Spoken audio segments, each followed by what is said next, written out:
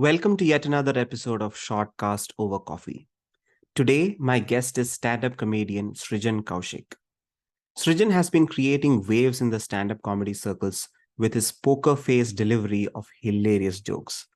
Not just that, he has an MBA from the Indian School of Business, one of India's premier institutes for management, and works full-time for International Finance Corporation, a private arm of the World Bank. We will touch on all this and more in this episode, so let's get into it without further delay. The advertising revenue from this episode will go to the ocean cleanup. Check out the org at www.theoceancleanup.com. It's www.theoceancleanup.com. Let's get into it. Hi, Srijan. Welcome to the podcast. Hey, Bala. Thank you for having me. Yeah, I was looking you up on YouTube, and what is so striking is that you only have seven videos uploaded on YouTube. Why so little?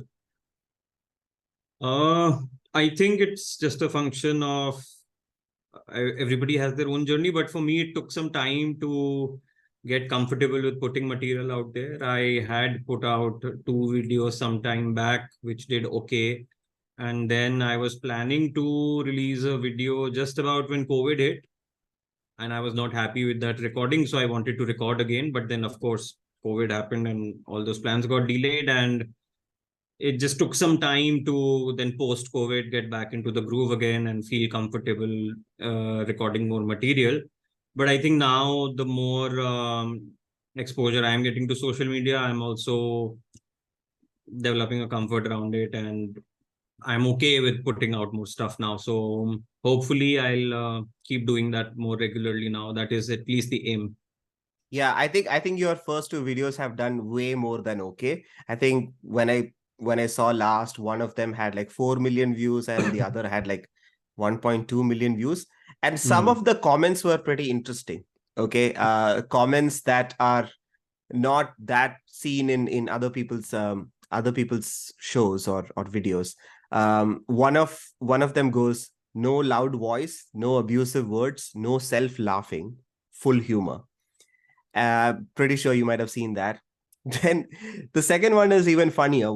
It says he has a Virat Kohli face and a Dhoni's voice. There's one more that was pretty interesting. It says the cool thing is he doesn't laugh while saying the jokes, unlike other comedians. Yet we got them. My question to you is, growing up, when you faced any sort of adversity in life, were you always like super stoic about it? Like, yeah, of course it'll happen to me. Or like, were you always this poker faced guy? Poker face, yes, because I think people in general have told me that.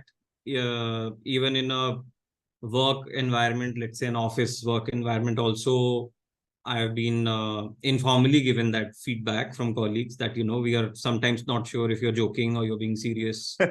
I've had that before as well. So I guess it's kind of natural to me, and that ends up showing in the videos as well. I'm just trying to be myself and deliver the jokes in the way that I could in that moment. So, yeah, that's how it shows.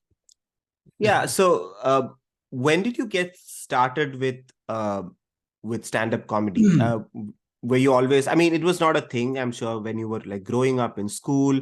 There were not many competitions or open mics. So, was it very similar to other comedians? Is that you just go show up in one random open mic and then you feel that you can do this?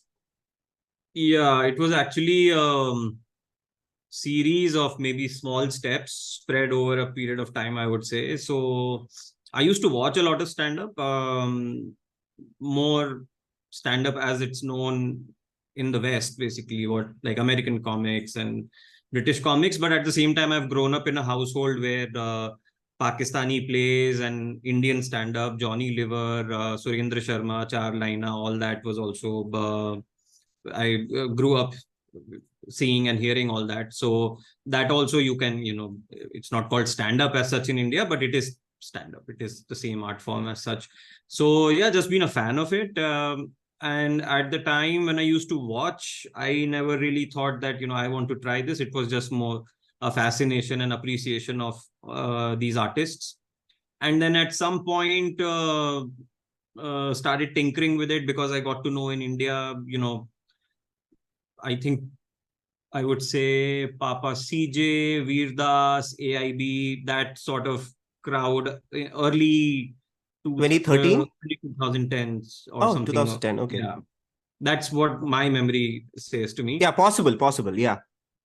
And then I remember Bangalore is when I did my first open mic, which went okay. Then I did a couple more, and then there was some competition I enrolled for, and I had to do an open mic to be selected for that, which went well. But the final competition, which was I guess the top 2 or 3 performers, opened for one of Veer Das's Bangalore show, and there I tanked pretty badly. So that was sort of a nice humbling moment. Then I didn't do anything about it for a while. I went for my MBA. In my college, there were some talent shows where I tried, doing 5 minutes here and there, which went, I would say, okay again. So it gave me the confidence, कि, ठीक है, मतलब there will be off days as well, but some nights have gone okay as well.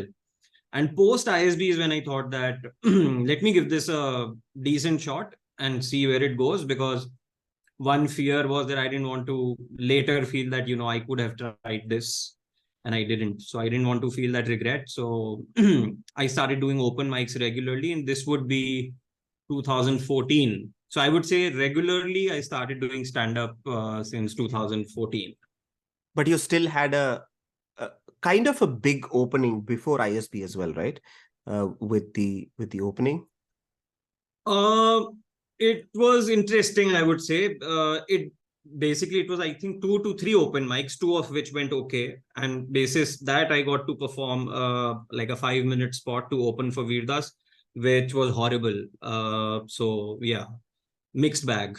How was the reaction? I mean, the reaction from the audience was pretty obvious, but how was the reaction from like the people who had invited you for the opening?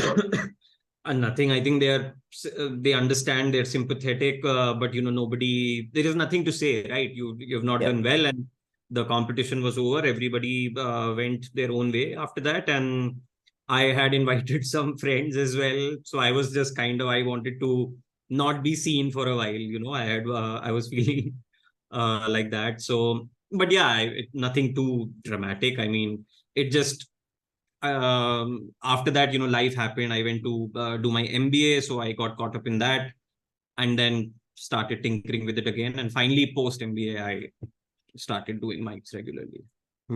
A lot is not known about your background. I mean, I know the fact that you were raised in multiple cities, if that's right, but I would love to know your Rajasthan connection, Delhi connection, Gujarat undergrad, and all of that. Just Sure. go for it. Yeah. So grew up in Delhi, in a joint family initially.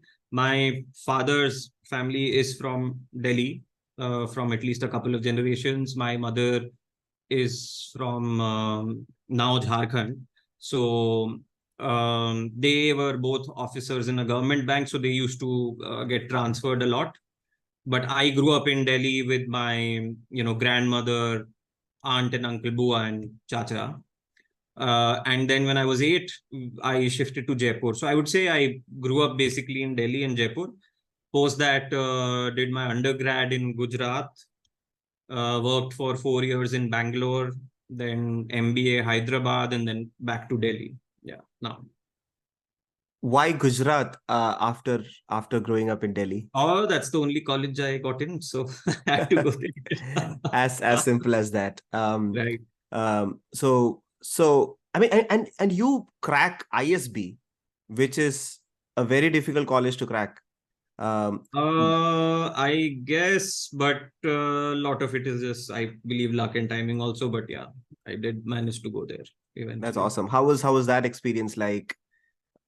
Great. It's a very interesting 1 year full-time MBA program. It's residential on campus. So, and I think average work experience was about 4.5 years at the time. So average age of people is, 26, 27, plus, you have those deviations also. So some people in their 30s and some are sort of younger 20s.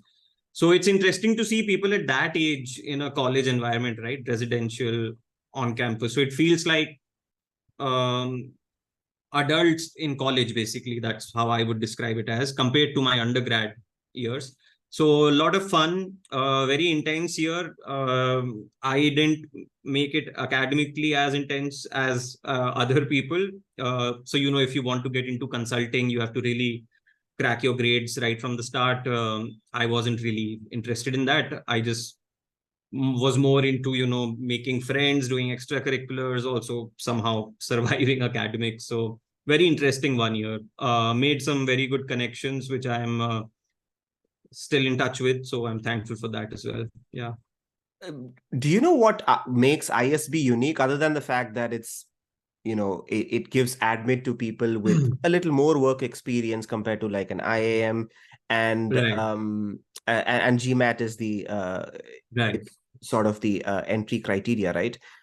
So when you made friends with people from other MBA colleges, do you know what made ISB unique, or is it pretty I similar? don't think about things too much like that. Every college has their own unique thing. And personally, I have not experienced any other college, so it's not fair for me to compare ISB to any other place. But I think the main difference is around that point that you mentioned, that it's a slightly older profile of people who have worked in some industry or the other.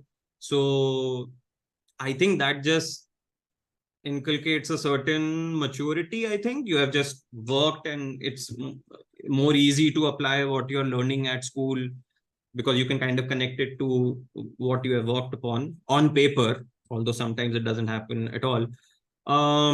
And apart, I don't know what distinguishes ISB, but we had like good faculty. I think a lot of intelligent people around me. It's very humbling also. If you think you are a big shot, you will feel quite humbled with the company at that school. So, and all in all, great. We had very good facilities. So it felt like the campus and the institution did whatever they could have to make sure that you utilize your time well, and then it's really up to you what you make of it. Yeah, any interesting differences in cities? I mean, like an Ahmedabad versus Delhi. I know you know more about Delhi compared to any other city, right? Because you grew up there. But Hmm. any stark differences in culture between Delhi and Gujarat and say something like a Hyderabad? Definitely, definitely. At the time, I may have felt different things about different cities, but in retrospect, uh, Gujarat is a very friendly, welcoming culture. Delhi also is, but Gujarat is a little different. And I think I was in Gandhinagar, which is like this administrative capital there. So fairly, uh, I would say at the time, compared to a big city, Gandhinagar is kind of a little more basic compared to that. So fairly humble little city. We were mostly on campus all the time, but made like great friends. It was a fantastic 4 years. Again, didn't do very well academically, but it's also your first time away from home. At least it was for me. So it's really that you're experiencing that freedom in that sense for the first time, and you're taking care of yourself and things like that. You're more in charge for your own fate. That's the first time you feel like that. And Ahmedabad, I didn't really get to experience much, but very fond of, again, Gandhinagar, Ahmedabad, and Gujarat, the 4 years I spent there. Hyderabad, again, couldn't experience much of the city, was mostly on campus. But I loved the city whenever I stepped out. Surprisingly, I mean, it was a shock for me. It had very pleasant weather, except for 2 months, I would say, in summer.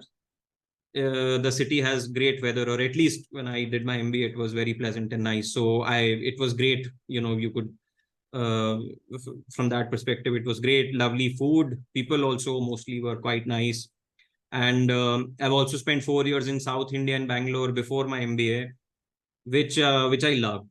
That was my first time living in South India, and I guess while I grew up in North, I never felt that, or too strongly attached to that identity that, I'm from the North and this is South and it's different. I was just kind of open to what that city offered. And by the end of 4 years, I perhaps feel that I almost converted to being a Yeah, South Indian. I used to love the food and culture and everything yeah, about that. yeah. I think it's very common with kids whose parents were working in banks. My dad used to work in a bank, and we moved around places. So there is certain identity crisis, if I may call, Hmm.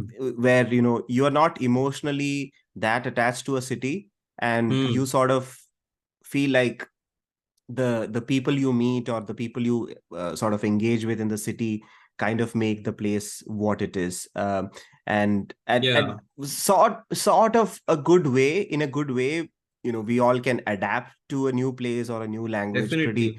fairly easily. I think more than identity crisis, I would say it was identity shaping.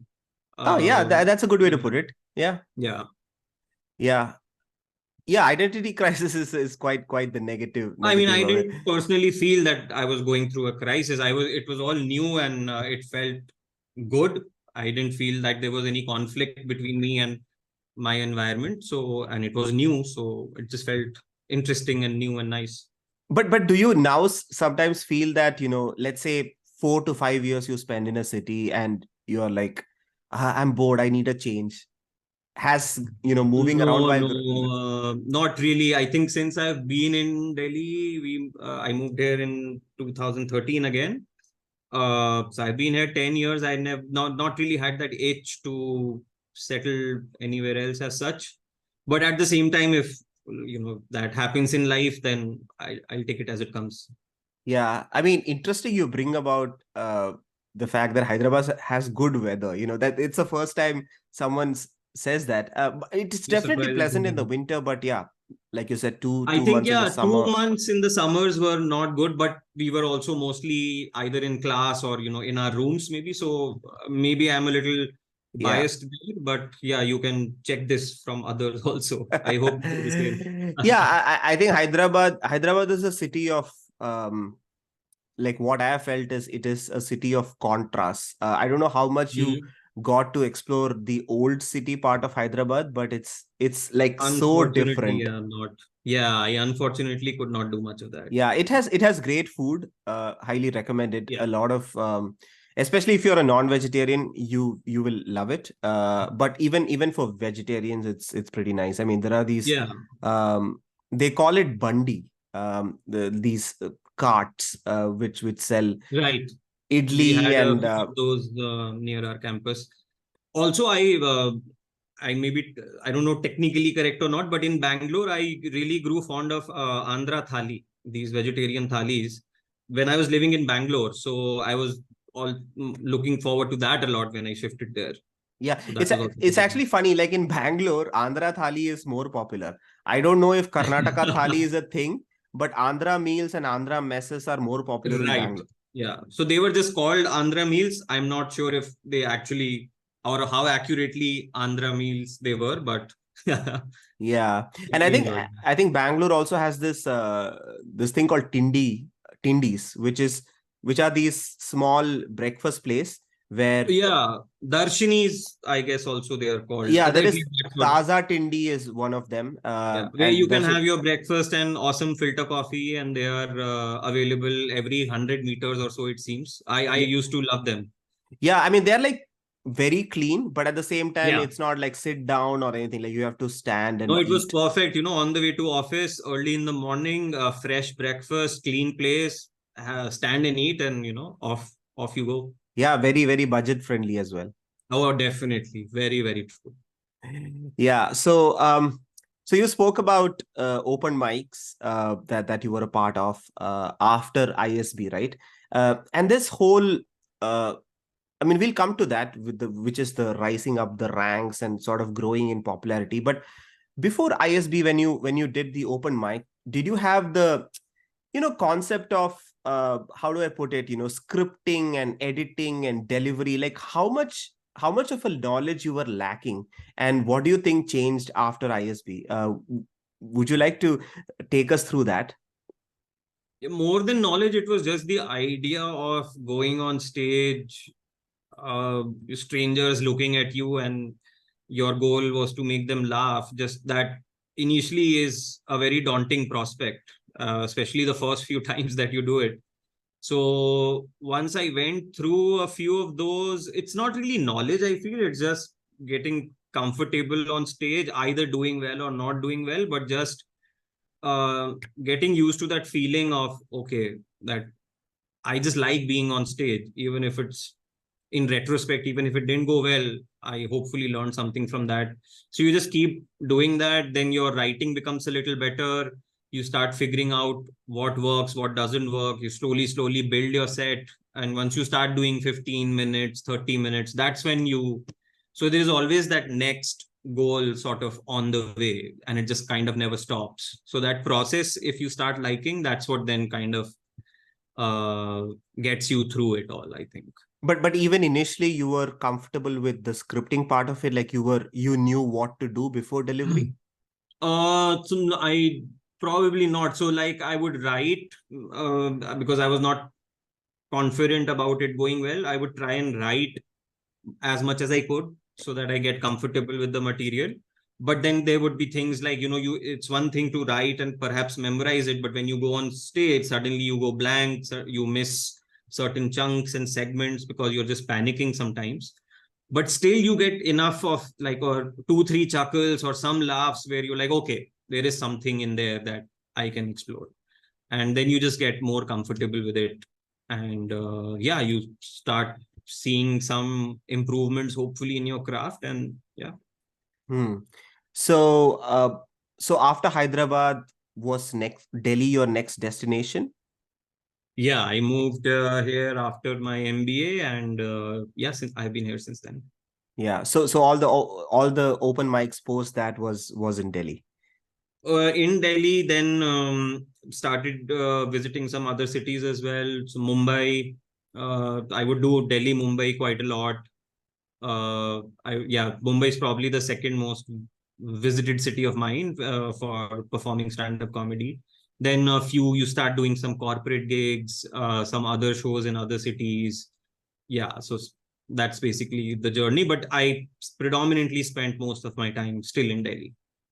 Okay. But comparing Delhi and Mumbai, which one do you think is the stand-up comedy capital? Is it more Mumbai from, I mean, maybe Mumbai? Depends, I think, on whom you ask. I think industry wise and in terms of career paths which lead from stand up into, say, writing, sketch work, or even films, then Bombay, obviously, Mumbai is the place to be in. But Delhi, I strongly feel that has a very good stand up comedy scene. Most of the people here that I have seen, they are fans of stand up and they start doing stand up, and then that career thing kicks in, that okay, I can go to Mumbai, or I can do something this or that. So a lot of people do go to Mumbai, but Delhi, you get to see that initial phase where they are just like pure stand up comics, and not really thinking about, I have to do this or that after that. So that way Yeah. Delhi is good. Yeah, I mean, the reason why I asked this question is a lot of stand-up comedians move to Mumbai, and I was wondering if you have that plan. Uh, Yeah, to each his own. I think people who venture into stand-up comedy full time, then moving to Mumbai makes sense, because you need, obviously, your this is your source of income also, right? If this is your primary source of income, then you want more opportunities. So Mumbai that way offers more opportunities for sure. But I wasn't really depending on this for income, so I have a day job still. So this I'm more exploring just for my own you know sake of exploring the craft and seeing where this goes as of now. Yeah.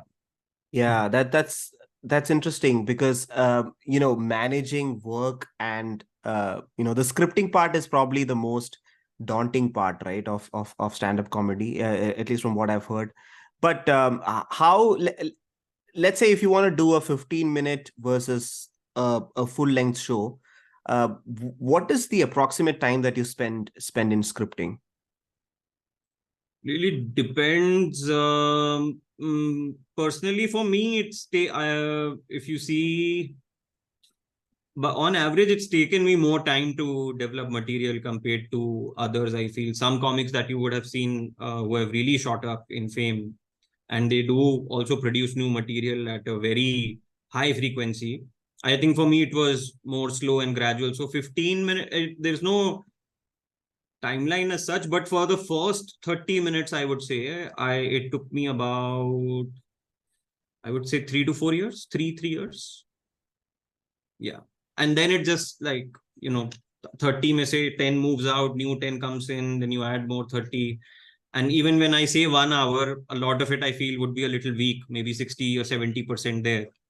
So you can do 1 hour, but there is no timeline as such, how much time it takes to. Right. I mean, the reason why I asked this question is I was talking to so I'm based in the Bay Area, and I was talking to a local stand-up comedian who is, friends with this Tamil stand-up comedian. I can't call him Tamil stand-up comedian, but Alexander.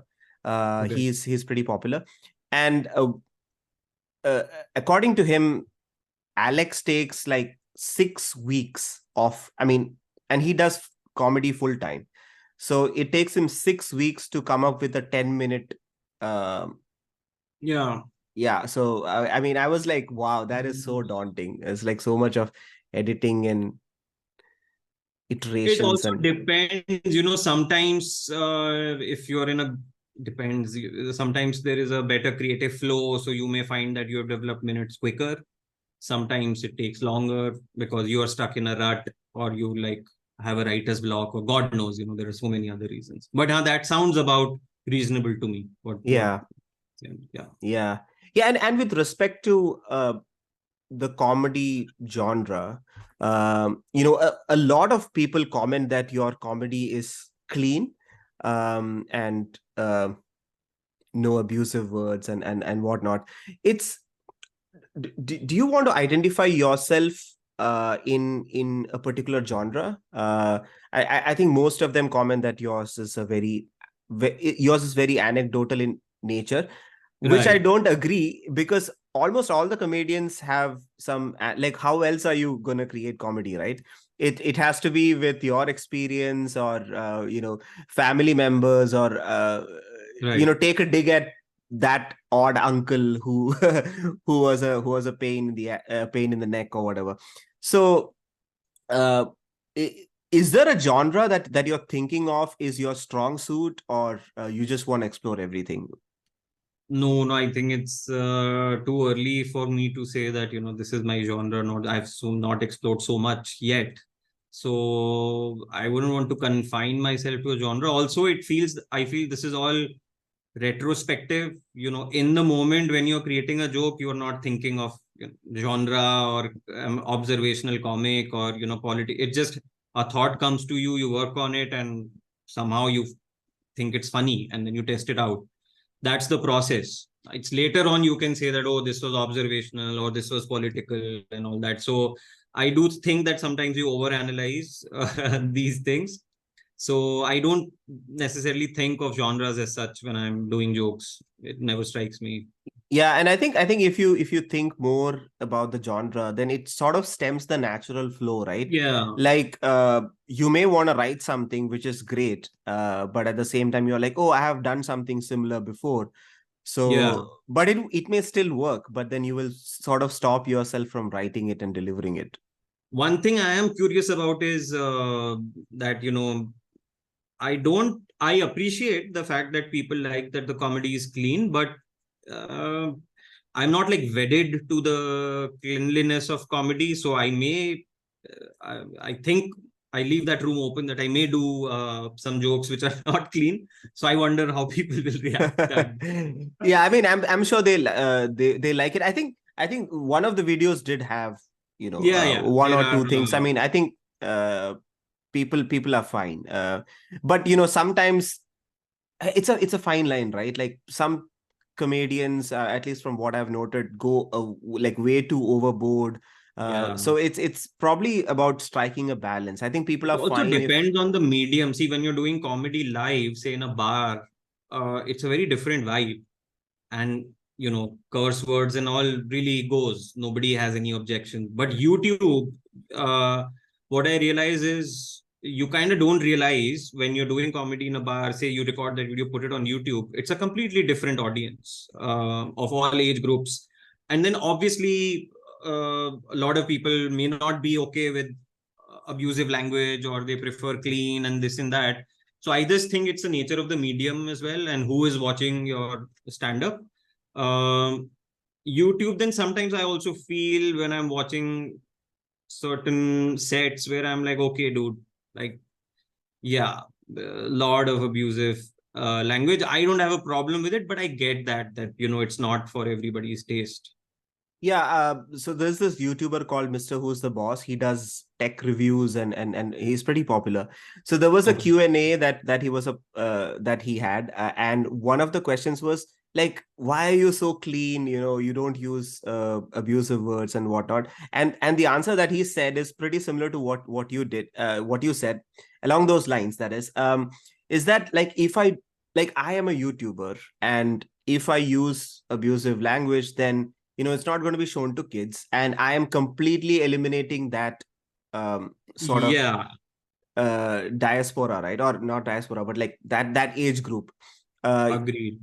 so and he does tech reviews, and kids Yeah, are like sort of adolescent ages when you develop a liking for tech, so he just does not want to eliminate that strata of population. right. So Also, there is as you said, that something struck me, that the goal is also different. Tech review, he can curate the content with the certain audience's mind. I can also do that as a comic, but the original thought may have had abusive words in it when it came to me, and so I may feel like that is what is the funny in that. So why do I stop saying that? I may want to just say that the way it came to me, but then I understand that that's not to everybody's liking. And one thing I do like about the fact which surprised me was that when people said that I watched your video with my family, not to make a very that oh, I did this and all, but that felt nice to hear that, oh, okay, that's cool, like you could watch that with your family. That's nice. yeah, yeah. But again, like when you turn on a video, you just don't know where it's going. Exactly. So probably not the best idea, but yeah, it must have definitely felt nice, I'm sure. So Exactly. yeah. So with with stand-up comedies starting to get huge in India, what are some of the steps, or maybe you can talk to me about your journey as such. Like, what is the step when you realize that you are good at it and you are sort of rising up the ranks?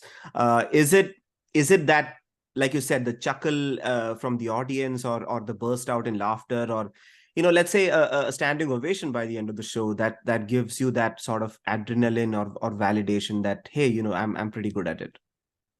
That last one I wouldn't know about because it's not happened to me. The the other things, yes, I think for me, now things are also very different from when I started comedy. That was 2014. Let's say regularly when I started comedy, um, there was no atmosphere of I need to put out a video on YouTube as such. It was more people were doing comedy, and for us, we had like very local goals that, oh, I want to do 15 minutes at this club. We had um, comedy clubs back then. Canvas Laugh Club was like very famous, and one of the holy grails for a comic back then was to get a 30-minute lineup gig at Canvas Laugh Club, Mumbai. So with it would be a 3 comic lineup, 30 minutes each, and it was a fantastic room, great audience. So that was like the main goal at the time. But now, if you look at a stand-up comic, then it's like, okay, I need a reel, I need a video, otherwise you don't get spots. So it's become more of that. So for me, signs that I was getting better was the feedback from the audience. You also you have your peer group of comics, and you get a feel for, are they liking your material or not? So some feedback comes from there. And then if you start getting those 10-minute spots, 20-minute spots, and eventually, Canvas Laugh Club would call you that, we would want you to do a lineup. So that was the ultimate sort of validation that, oh, okay, that I'm doing okay. Yeah, yeah. I think one of the things that you mentioned is the reviews from your peer group, right? Like Yeah. peer comedians. One thing that I've noted is there is so much of good camaraderie between stand-up comedians. Like they are open to collaboration, and they do way more collaboration than probably any entertainment industry that I've known. Uh, do you Yeah. think that's the case? Like, do you get to collaborate a That's an lot with? interesting one. I think I haven't tried collaborating with anybody on content because somehow it didn't come naturally to me, the thought that I should collaborate. But of course, in India at least, there have been so many examples of comics collaborating, AIB, Random East India Chicky Company, Bum. yeah, and all of that. So again, to each his own. But yeah, I have not had that feeling that it's for me it has been a very individual craft that ways. Right, right. So we touched on the comedy part. We'll come back to it. But now I would love to know about your full-time job. It's very interesting, which is why I want to touch on it. You work for IFC, and it's part of World Bank, and it works on eradicating poverty. Uh, uh, tell me a bit about that. It's very interesting. And how did you get into this? So my first job before my MBA was, if you're familiar with the concept of microfinance, which is basically small loans to low income households, primarily Yeah, I lending know to that from students. Grameen Bank and Right. Mohammed Yunus. So Yeah. Professor Mohammad Yunus is the one who championed the Grameen model of group lending. Yeah. And at some point after my engineering, I gravitated towards that and ended up working in a job in microfinance for 4 years before my MBA, which sort of set that grounding for what I wanted to do post my MBA. So I was clear that I wanted to um, be in a job which was connected to development finance. Basically, that's the term used for this and connected fields. And post MBA also, the I had taken some money from a family connection, so I had to repay that also. And so there is that financial incentive to also take care of, my first job was not that well paying, but still not bad. But post MBA, the financial considerations are a little bit different. So IFC afforded me that opportunity where I could continue working in development finance. I joined a team at IFC which was looking for somebody with experience in microfinance. So I kind of lucked out, got that job, and yeah, I've been here since then. But what does IFC do? Like Oh, from a sorry. Yeah. yeah, from a consumer, let's say I wanna, or I'm poor, or I'm a farmer who owns not a huge piece of land. What can I do to seek help Right. from IFC? So perhaps I can try connecting it through my own experience. So my first job, Ujjivan Financial Services, it's now a small finance bank based out of Bangalore. So if you're a low income household, or let's say a farmer that you said, an institution like Ujjivan would be your go-to point for getting access to loans, let's say. Because one problem with low income households is they don't have formal collateral against which you can take a loan from the bank. So financial institutions don't end up lending to that segment because there is no business case there without the collateral. And Mohammed Yunus kind of showed that model that you can, without collateral, also lend successfully to these people. So that's what Ujjivan does. IFC, I would say, is on the other end of the spectrum. So where companies like Ujjivan, they need debt, equity, they need finances to grow their business. They also sometimes may need consulting advice around strategy or operations or which products to launch and things like that. So IFC does more of that. And So it's basically a for-profit microfinance no, so or it is so it's a different category of institutions called multilateral institutions. So World Bank Group as a whole has the public sector lending arm, which is commonly referred to as World Bank, but actually the components of that are IBRD and IDA. That together is called the World Bank. That does public sector lending, and IFC is the private sector lending arm of the World Bank Group. Yeah. okay. So you work as an operations officer. What does an operations officer do with the Yeah, IFC? these titles are funny now that I think about it. It's like you can think of it compared to a typical consulting org structure where you start out as an analyst, associate, manager, and so on and so forth. IFC has its own vertical structure. So before operations officer, I was associate, and before that, I was analyst. So I'm now at that. I don't know what it would correspond to on the consulting side of things, but just to give you some idea of. Yeah, I mean, what was really striking was on IFC's website. I mean, I could be wrong. It might not be IFC's own website, but there is a mention about you that someone is Srijan is working on stand-up comedy while having a full-time job. It's probably the first time an employer has advertised sort of moonlighting. Yeah. They seem to be extremely supportive of this, which is great to see. I would like more employers Yeah, to do I've that. been very grateful for that actually. All the supervisors, managers I've worked with, they knew about this hobby of mine back then. Now I think it's like my second job. And they were very supportive. Plus, we have this, it's transparent. They know that I'm doing this and it's fine. And on the website, I think the communications team, they try to basically showcase different profiles of staff working at IFC across different countries. So I happened to get selected for one feature like that, Oh, it's which is like probably what you saw. kind Yeah. of, yeah. It's also a nice thing for the employer, right? That there are diverse interests working for them, and diverse people with diverse interests working for them, and that sort of promotes.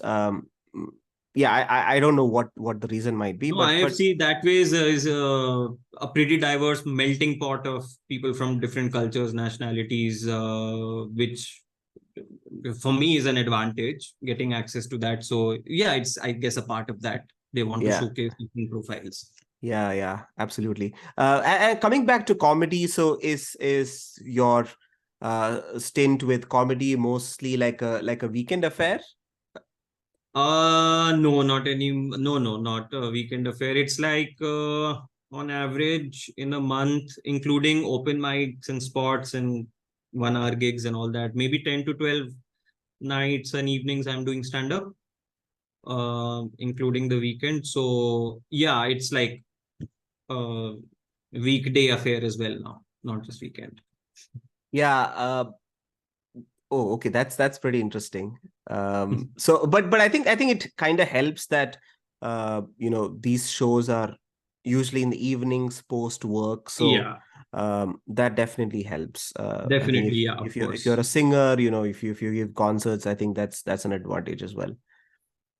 Agreed, agreed. That definitely helps. Yeah. So while writing, I mean, I think you have been doing comedy for what, 7 years? Like seriously, is that a fair Oh no, understanding? 2014, 10, Oh, I'm 10 into my years. 10th year now. Yeah. Yeah, like while writing, has it happened? I'm sure it has happened. Like you may feel like there is a writer's block, or I'm just not able to come up with more comedy, or it's just Hmm. not feeling that I'm gonna get the right amount of giggles and chuckles for this piece. How do you sort of overcome that? Or you just give yourself time and just take a break, and it all comes together? Yeah, I think in my experience, the less I overanalyze it and the less I think about it, it takes care of itself. The more you get into, you start worrying about it, then it doesn't help my creativity for sure. So yeah, there'll be ups and downs and good nights and bad nights, which is fine. I don't really have a goal as such about it. I'm just exploring it and seeing where it goes, and then trying to just enjoy that. That's what I'm trying to do right now. Oh, that's great. What are your future plans, next steps? I mean, I'm sure you mentioned that you have like 10 to 12 shows a month, so that's a lot of them. But Yeah, some of them any maybe just 5-7 minutes somewhere, but yeah, it's yeah, 10 well, to okay, yeah, but what are your next plans on have you main stuck a next goal is contract? to start regularly doing 1 hour shows, which are called solos typically. So I feel I've reached that point where I want to now start doing 1 hour shows. And for that, you need a captive audience, right? People need to know who you are so that they can buy tickets for your shows. And for that, you need, social media presence and basically a reach. So if I have to put a goal, it will be to regularly do 1 hour shows. And for that, I need uh, regular content and engagement with audience, and hopefully a growing of audience, so that I can regularly do 1 hour shows. Currently it's sort of hit and miss. One show I am able to sell tickets, but it's not enough that I can do them regularly without worrying about log aayenge ki nahi. So that's probably the immediate next goal for me. Right, and about these 1 hour shows, how does it work? Meaning, do people reach out to you, or do you go to people and like put out this proposal that, hey, I'm good enough, and look at my previous work, and Yeah, no, both yeah, ways, both ways. You obviously, over the years, you develop a profile. If you have to send it to somebody, there is like a formal document and some snippets of my work that I can share. Otherwise, people reach out to you from cities. Now in India, at least, we have stand-up comedies happening in tier 2, tier 3 cities as well, with comics performing there. So sometimes they reach out. So I have seen people get in touch with comics and easily organize shows in whichever city they want to. Otherwise, there are now event management firms and companies also in this business. So you can get signed on by one of these firms as one of their talents, and then they will take care of the marketing, PR, and getting gigs for you and all that. okay, that's great. So US is supposedly the stand-up. I would say like that this is where stand-up comedy sort of originated in its present form, right? And people do talk about a lot of heckling and all of that in shows. Is that prominent in India? I have not attended a stand-up show in India, but Hmm.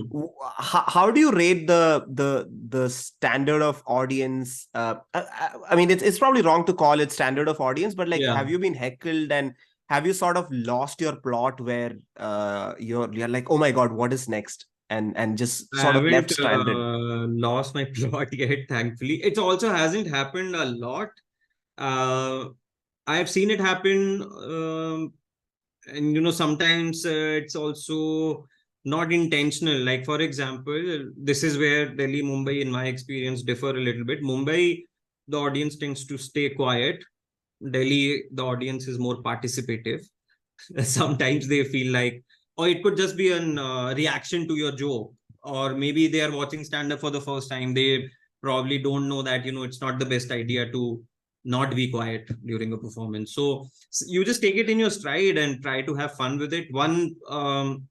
It also depends on your stage character, right? So if there are certain comics can who have the serious persona, and that is what is funny about them, so they are doing serious dark stuff. If somebody like that loses his or her plot, he can recover from that, stay in character and continue. But if I'm doing like jokes on autos, and maybe there is this bubbly personality to me, and suddenly I get very angry, then I can't get back into this nice jovial mode again. It looks fake, or I have lost that momentum which I had built. So it's better to address whatever is going on in your natural character that you're doing your jokes in. And so far, nothing nasty has happened. So it's really been a non-issue, I would say, for me at least. Okay, that's great. So, well, we hope that you grow as a stand-up comic, and you have more and more shows. I know this 1 hour show thing will be a next stepping stone, and I hope you do more tours and get specials. But it was such a great time talking to you, Srijan, and I wish you all the very best. Likewise, Bala, thank you for reaching out and doing this, spending this 1 hour with me. Appreciated it. Thank you. Yeah, thank you.